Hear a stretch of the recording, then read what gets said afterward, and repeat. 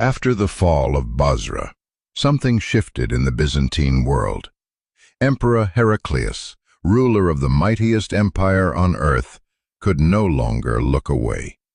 A small, fast-moving Arab force had done the unthinkable. They had taken a fortified Roman city.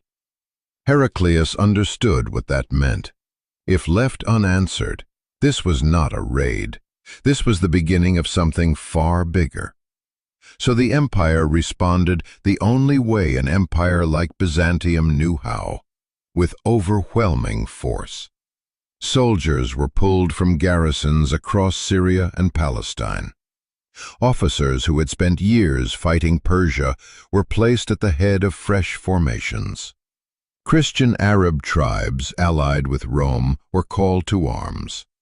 The goal was simple and brutal: crush the Muslims before they could become a permanent power in Syria.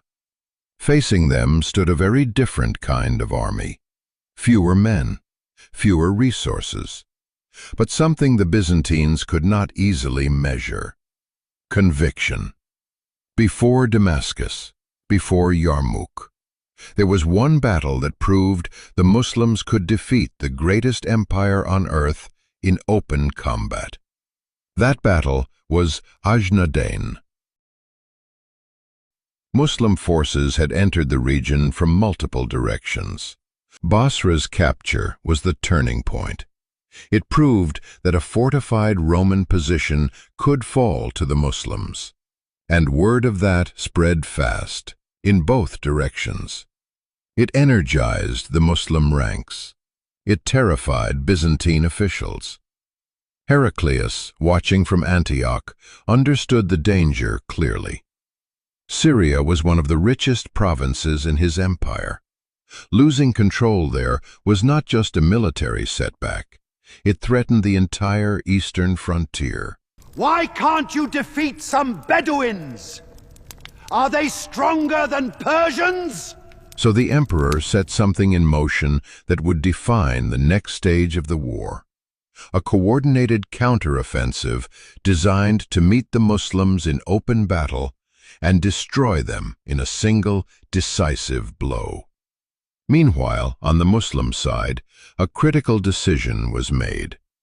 Rather than let scattered forces continue operating independently, the commanders agreed to unite under a single field leadership. That leadership fell to a man already gaining a fearsome reputation among friend and foe alike: Khalid ibn al-Walid. His reputation for battlefield instinct made him a natural point of coordination as the different Muslim commanders began pulling their forces together. Both sides now understood the same uncomfortable truth. Small skirmishes and city sieges were no longer enough to settle this conflict. A direct, large-scale confrontation was coming, and neither side could avoid it. The countdown to Ajnadayn had begun. Khalid worked quickly to bring together the separate Muslim contingents scattered across southern Syria and Palestine. 4 names stand at the center of this coordination. Abu Ubaidah ibn al-Jarrah, a commander known for his humility and deep trust among the men. Amr ibn al-As, a shrewd strategist with strong knowledge of the region. Yazid ibn Abi Sufyan, leading forces operating near Palestine. Shurabil ibn Hassana, commanding another contingent active in the same theater. Rather than compete for authority, these commanders agreed to operate under unified command for the coming battle. A decision historians point to as one of the most important factors in the Muslim army's success during this period. The Muslim army that assembled was not an army of professional soldiers drawing salaries from an imperial treasury. It was a force built from early converts and veterans of earlier campaigns in Arabia, men bound less by formal military structure and more by shared purpose. Their resources were limited. Their equipment was often simpler than what the Byzantines carried. But their discipline under Khalid's leadership and the conviction driving them gave the army a cohesion that surprised their enemies again and again. On the other side, the Byzantine force represented the machinery of a long-established empire. Professional officers, trained infantry formations, armored cavalry, and, critically, Christian Arab tribes allied with Constantinople, who brought detailed knowledge of the terrain and local tactics. The Muslims were outnumbered, operating far from any true home base, and facing an opponent backed by the full weight of imperial resources.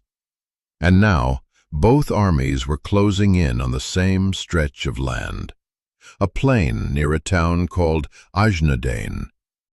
Wide plains stretched between low hills, giving both armies clear visibility of each other's movements.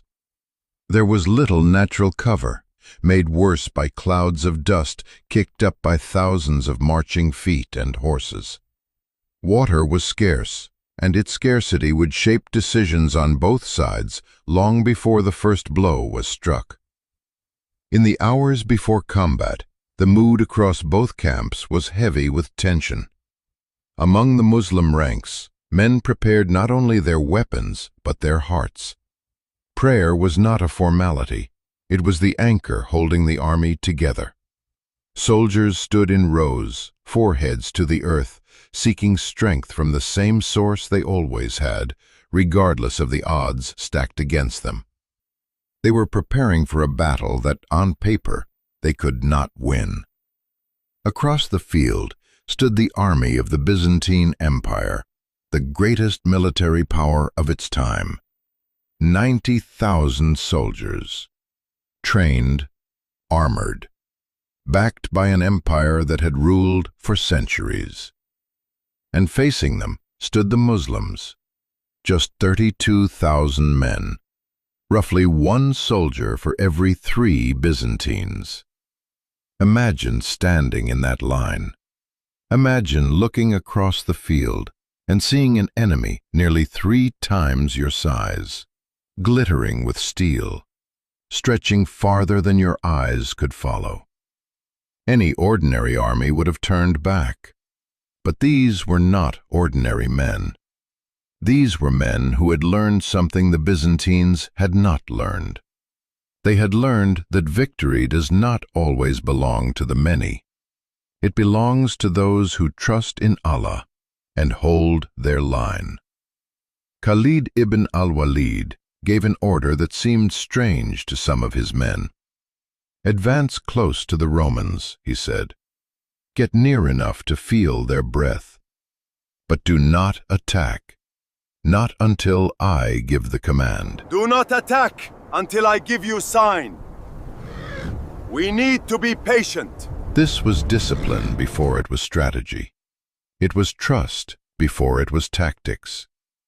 The Byzantines struck first, and still Khalid's soldiers did not break formation. They held their ground. They repelled the assault, but they did not chase the enemy. They simply stood, obeying a command they did not fully understand, trusting a leader they believed in. One of Khalid's commanders, Dirar ibn al-Awar, came to him with urgency in his voice. "The spears are cutting us down," he said. "We need to strike back now." Khalid, we are losing soldiers. We cannot keep up. Khalid did not raise his voice. He did not panic. He simply said, "Be patient, for in patience there is hope." 5 words. But inside those 5 words was an entire philosophy of faith. The belief that Allah rewards those who wait for the right moment, who do not act out of fear or pride, but out of trust. And then the moment came. As the battle wore on, something changed in the Byzantine formation.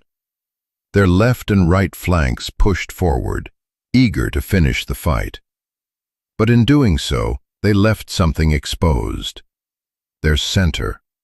The place where their scared commander stood, protected, safe, believed to be untouchable. Khalid saw it. In a split second, the patient commander became the lightning strike. He gave the order for a general assault, and this time he did not send his men forward. He led them forward himself, cutting straight toward the heart of the Byzantine line. He assembled a small, elite group of cavalry. Their target was singular, precise, almost impossible. Reach the Byzantine commander and end this battle at its source. They rode through chaos.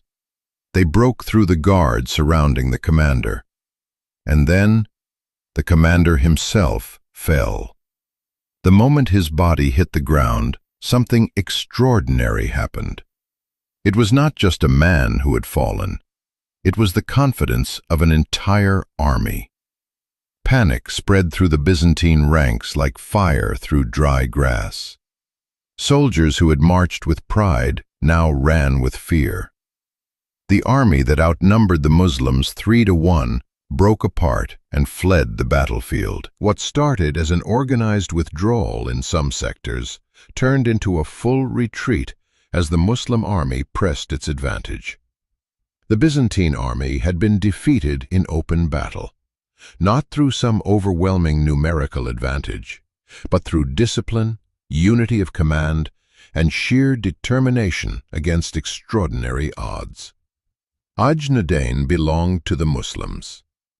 The road toward larger targets, including Damascus itself, now lay far more open than it had before the battle. Psychologically, the impact was just as significant. For the Muslims, Ajnadayn was proof that their earlier victories were not isolated strokes of luck. They had faced a genuine Byzantine field army, prepared and professionally led, and had defeated it through unity and discipline rather than chance. Confidence surged through the ranks and through the wider Muslim community following the campaign. For the Byzantines, the defeat was a serious blow to imperial prestige. An empire that had spent centuries as the dominant power in the eastern Mediterranean had just lost a major battle to a smaller, less equipped force. That kind of loss does not just cost territory, it costs confidence, and confidence is difficult to rebuild once it starts to crack. Ajnadayn directly shaped what came next. It emboldened further Muslim advances into Syria. It weakened Byzantine resolve at a critical moment, and it set the stage for the campaigns that would follow in the months and years ahead. Some battles win territory. Others change the confidence of entire civilizations. Ajnadayn was one of those battles. Yet the greatest challenge still lay ahead. Beyond Ajnadayn stood the mighty walls of Damascus, and years later, a battlefield called Yarmouk, where the fate of the Byzantine Empire in the east would be decided forever.